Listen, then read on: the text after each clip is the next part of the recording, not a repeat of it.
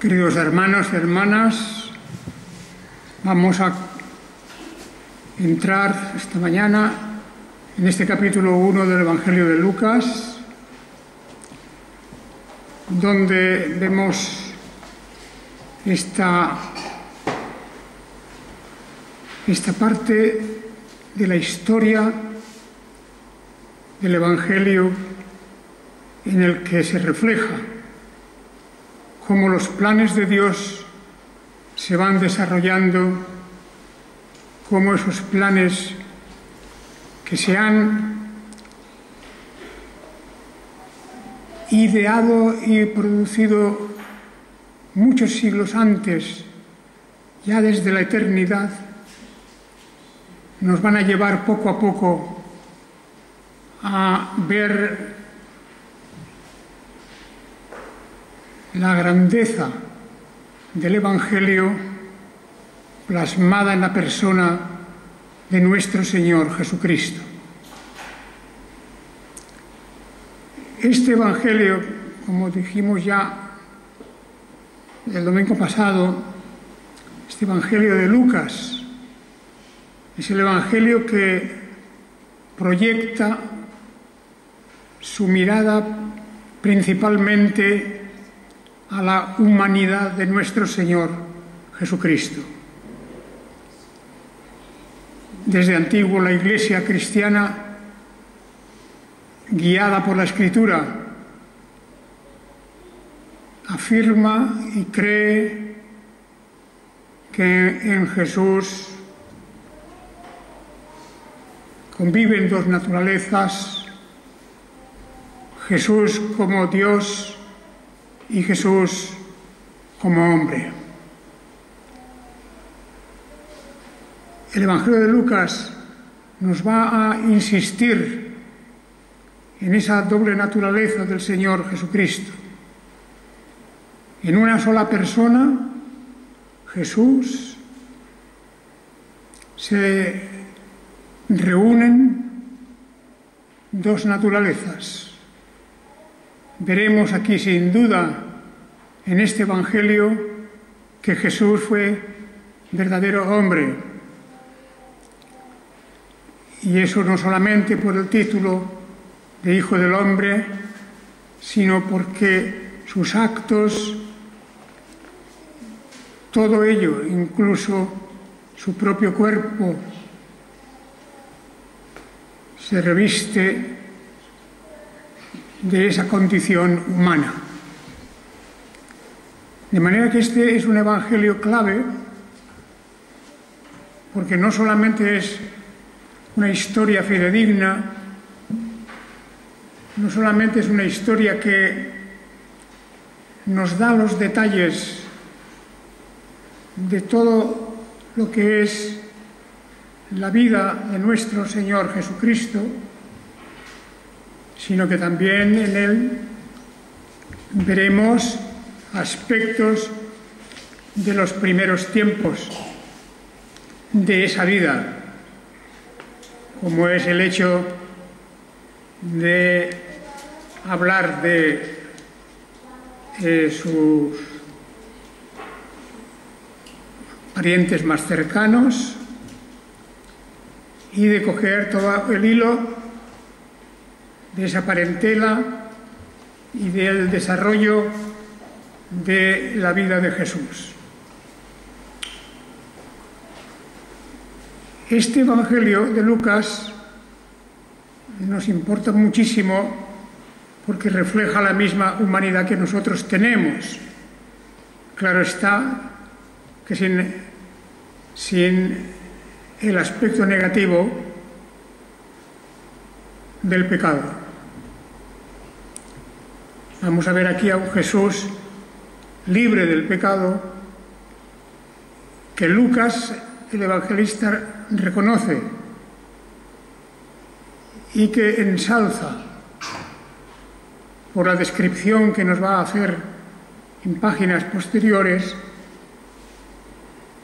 de esa naturaleza, de ese carácter, de esa conducta y sobre todo de la obra de redención de los seres humanos. Tenemos entonces aquí una serie de detalles que nos va dando Lucas, y fijaos que en el versículo 5 ya nos cuenta que en los días de Herodes, rey de Judea, un sacerdote llamado Zacarías, del grupo de una familia sacerdotal llamada Abías, y también su mujer, que era descendiente del gran sacerdote Aarón, pues Zacarías y su mujer Elisabet servían al Señor, eran justos, servían al Señor. Esto es una forma de presentarnos a este matrimonio del cual luego iban a haber una serie de consecuencias. Fijaos cómo servían, dice el versículo 6, que ambos eran justos delante de Dios, conduciéndose irreprochablemente en todos los mandamientos y ordenanzas del Señor. Esa es una descripción del carácter de Zacarías y de Elisabet, un matrimonio ejemplar, un matrimonio que amaba al Señor, que servía al Señor, que era un ejemplo y una conducta intachable, y ciertamente pues ese detalle nos lo transmite Lucas, porque él sabe que va a tener una repercusión luego en la vida de Jesús. También se nos dice aquí, y eso está en el versículo 7, que este matrimonio no tenía descendencia. Elisabet era estéril y ambos eran ya bien avanzados en días, es decir, ya eran mayores. Esto es una situación embarazosa para ellos, no tener hijos, cuando sabían que, estando como estaban en la clase de los sacerdotes, era importante tener hijos. Pero así estaban los designios de Dios, y realmente no tenían ellos ninguna forma de cambiar este problema, y por lo tanto la esterilidad de Elisabet pues era un obstáculo para continuar la descendencia de este matrimonio.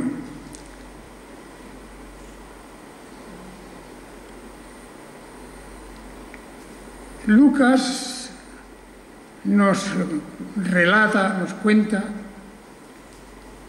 que mientras Zacarías estaba sirviendo y haciendo el servicio de sacerdote en un turno que había entre los sacerdotes que, por ejemplo, unos ofrecían el incienso, otros hacían los lavamientos, otros estaban en los sacrificios, pues mientras estaba conforme a la costumbre del sacerdocio, estaba en ese turno, dice, entró en el santuario del Señor y le cayó en suerte ofrecer incienso. De manera que aquí Zacarías aquel día tenía la misión de ofrecer el incienso. Otros sacerdotes hacían otras cosas. Pero el incienso ya en sí mismo es algo simbólico e interesante. Esa planta de un olor agradable que se ofrecía, y el humo de ella, al quemarla, el humo subía hacia lo alto y era una especie de símbolo de las oraciones y de los deseos de los que ofrecían ese incienso. Y mientras la gente del pueblo estaba orando afuera, a la hora del incienso, precisamente. Y esto fue indudablemente una advertencia, un símbolo, era una señal de que algo estaba pasando. El ofrecer el incienso, que esto le cayó a Zacarías, le cayó por suerte, se sorteaba, digamos, se sorteaba qué es lo que iba a hacer cada uno. Y a Zacarías le tocó ofrecer el incienso. Y es el símbolo de las oraciones. Lo cual quiere decir que tanto Zacarías como Elisabet oraban delante del Señor. Y ya sabían que siendo mayores, humanamente, pues no tenían posibilidad de tener hijos.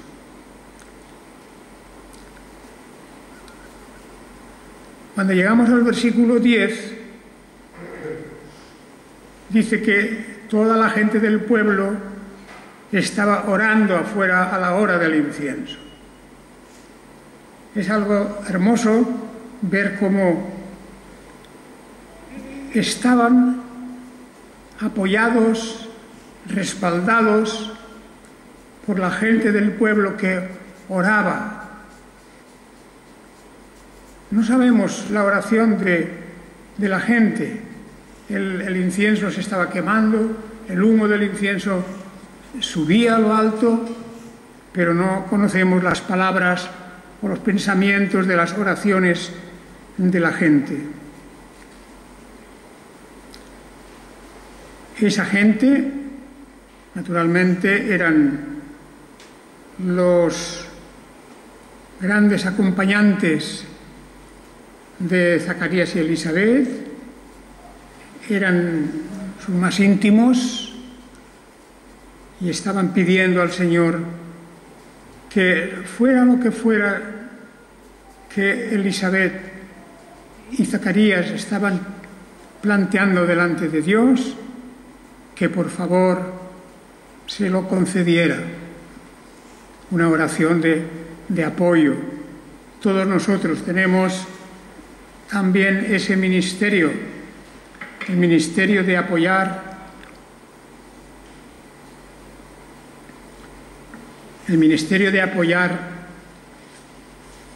las oraciones o la enseñanza o cualquier obra que realicen personas como estas de la familia de los sacerdotes. La oración del justo puede mucho, nos dice la Escritura. Y por eso debemos de recordar que la propagación del Evangelio y cualquier obra que Dios haya encomendado a su Iglesia no es cosa de un solo hombre, sino que tiene que estar apoyado por las oraciones. La oración privada, de acuerdo con aquello que sabemos que está en el ánimo y en el corazón del que está orando. Bien, así estaban las cosas cuando el evangelista Lucas nos cuenta lo que ocurrió en ese momento. Dice que a la parte derecha del altar del incienso se le apareció de pie un ángel del Señor. Se le apareció un ángel.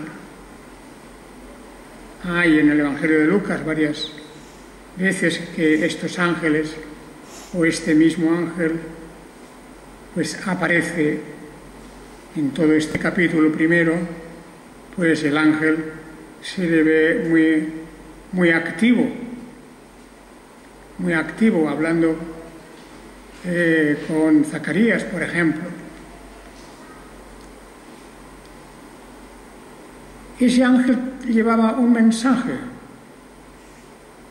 No lo olvidemos, que la palabra ángel significa mensajero. Y la misión de los ángeles principalmente es llevar mensajes en circunstancias extraordinarias, desde luego. No es algo que ocurra siempre, pero sí suficientes veces en las Escrituras para darnos cuenta que Dios tiene estos servidores para llevar sus mensajes a sus servidores, a sus otros servidores. Y al ver esto, Zacarías se turbó y tuvo un cierto temor, porque hemos de imaginarnos que la visión de un ángel no era algo de cada día, era una visión de un ser extraordinario que no se veía cada día, no se veía normalmente. En otros lugares nos presenta, las Escrituras nos presentan a los ángeles como seres en forma humana,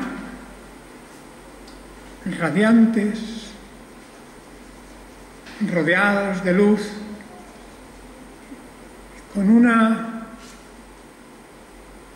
presencia de poder, con una presencia de estar en la presencia de Dios mismo.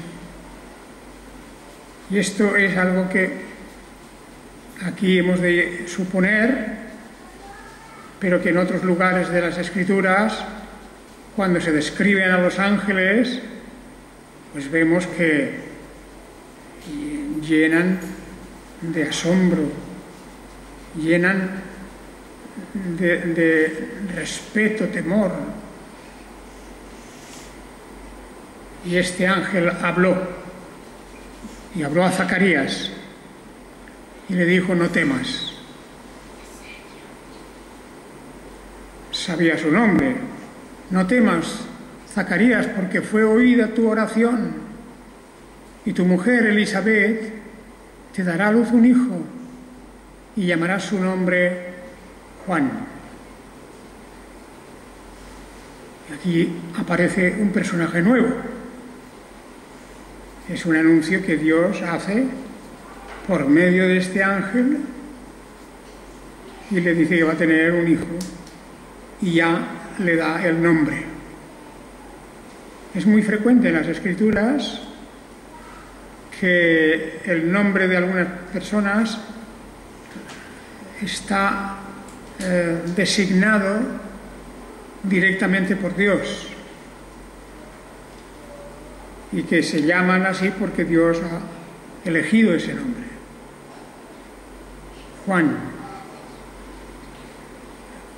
Este Juan iba a tener una importancia extraordinaria en el desarrollo de los planes divinos, en el desarrollo del Evangelio, de las buenas noticias. Este Juan iba a ser uno de los grandes apoyos que iba a tener Jesús el Mesías. Y le dice que ya su oración ha sido escuchada, y que su mujer Elizabeth le dará un hijo y que su nombre será Juan. O sea que fijaos cómo hay un plan aquí, un plan ya desde el origen de cómo discurre todo este proyecto que Dios mismo tiene para la venida a este mundo de su Hijo unigénito hecho humano. Jesús iba a nacer, así estaba designado por el propio Señor, e iba a tener un acompañante a lo largo de su vida o parte de su vida y de su ministerio. Y este iba a ser Juan, que más tarde será llamado Juan el Bautista. Este Juan es el que especialmente empezó a recorrer Judea anunciando las buenas nuevas, y que esas buenas nuevas iban a consistir en decir que había venido el Mesías, que había venido el Salvador. En consecuencia, él iba a ser el que iba a preparar. Dice, irá delante de él, versículo 17. También dice el 16, convertirá a muchos de los hijos de Israel al Señor, Dios de ellos. Realmente quien convierte es Dios, pero aquí dice que Juan se dedicará a convencer, a anunciar y predicar sobre la persona y la obra del Hijo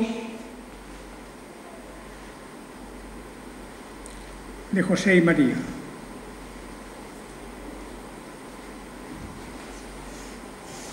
De manera que el hijo de Zacarías y Elizabeth iba a ser el primer gran evangelista, Juan el Bautista, el primer gran evangelista. Iba a ir anunciando para que se convirtieran y creyeran y preparando el camino para el arrepentimiento de muchos. Bueno, así que el ángel cumplió su misión anunciando esto, y Zacarías recibe este mensaje: tendrás gozo y alegría, y muchos se regocijarán por su nacimiento. Dice el versículo 14 y el 15, porque será grande delante del Señor. No beberá vino ni licor, y será lleno del Espíritu Santo, aún desde el vientre de su madre. Convertirá a muchos de los hijos de Israel al Señor, Dios de ellos. Qué magnífico, ¿verdad? El anuncio de la tarea que iba a cumplir Juan el Bautista. Como su vida iba a estar entregada a servir al Señor de esa forma. Bueno, pues Zacarías con este mensaje quedó verdaderamente guía, pues casi como helado, ¿verdad?, de la novedad.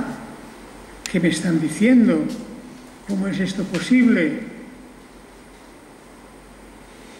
Y le dice que tendrás gozo y alegría. La tristeza que tenían tanto Zacarías como Elizabeth, su esposa, esa tristeza que venía ya de tiempo, viendo que avanzaban los años y no podían tener hijos. Pues esa tristeza se convierte en gozo, porque no solo iban a tener un hijo, sino que este iba a ser un instrumento fundamental, un instrumento único para llevar el mensaje de salvación a otros. Él mismo empezó, para que luego viniera detrás de él el Mesías, el Salvador. Fijaos entonces cómo hay ese plan, hay un plan aquí. No es nada improvisado, no es por la voluntad del hombre, es que la voluntad de Dios ya establece esta maravillosa historia. Y continúa diciendo, porque en el versículo 15 y 16, será grande delante del Señor, no beberá vino ni licor. Bueno, esto lo dice porque eso era una manera de prevenir que pudiese caer en una tentación. Se apartó de todas las cosas que pudieran ser un tropiezo. Y luego se dedicó a que los corazones de los padres y los hijos, y para que la actitud de la prudencia de los justos preparase para el Señor un pueblo bien dispuesto. De manera que esa era la tarea que iba a tener Juan el Bautista, ¿verdad? Hacer volver los corazones de los padres a los hijos y los rebeldes a la prudencia de los justos, y a preparar para el Señor un pueblo bien dispuesto. Juan el Bautista iba a predicar de tal manera que esto se iba a cumplir, y efectivamente nosotros sabemos que Juan el Bautista fue el predicador del arrepentimiento, es el gran predicador del arrepentimiento, y anunció por aquellos desiertos de Judea que había llegado la hora del Señor y que era tiempo de arrepentirse, que el Señor estaba cerca. Y esto es lo maravilloso de esta historia. Aquí, cuando nos dice que irá delante de él, delante del Mesías, con el espíritu y el poder de Elías, para hacer volver los corazones de los padres a los hijos y los rebeldes a la prudencia de los justos. A Juan el Bautista se le llama también el precursor, el que va delante, es el que anuncia, es como el gran mayordomo, el gran servidor que va delante del Señor y va anunciando quién es este, qué quiere hacer, cómo debéis recibirlo. Todo eso lo estaba haciendo y lo iba a cumplir este hombre de Dios, Juan el Bautista. Y para terminar,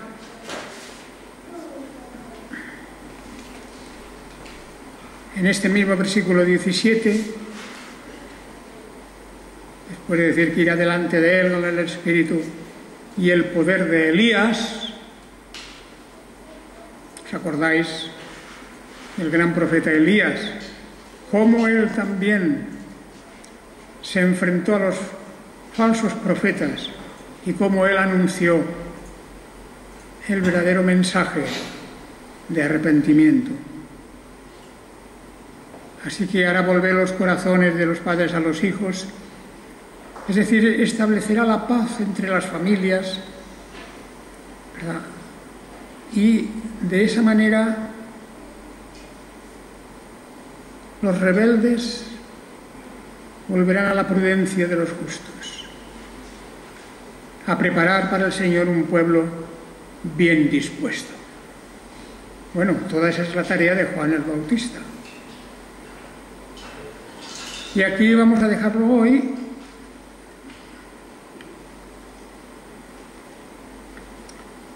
Como ejemplo de lo que es capaz de hacer, por la gracia de Dios, por el poder de Dios, un hombre como Juan, al que veremos más tarde, y con toda esta historia de Zacarías, de Elisabet, y luego del propio Juan, trayendo el mismo mensaje que en parte trajo también Elías, que predicó con poder y predicó el mensaje verdadero del Evangelio. Y aquí lo dejaremos hoy porque esta lectura la vamos a dejar en este punto, un poquito pasados del versículo 13. Pero hermanos, con esto ya acabo.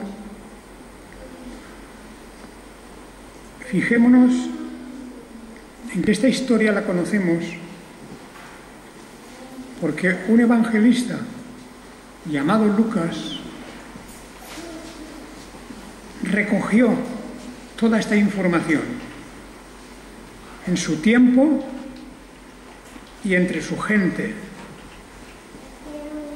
El Evangelio de Lucas nos va a hablar continuamente, como dije al principio, de la humanidad del Señor Jesucristo.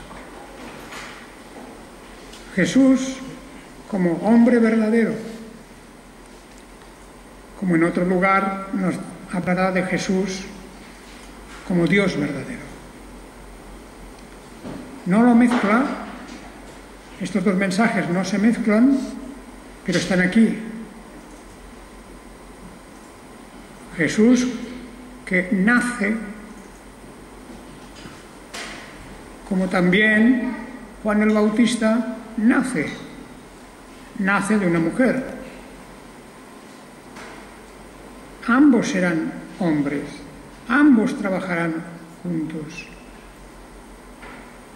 pero Jesús será el primero.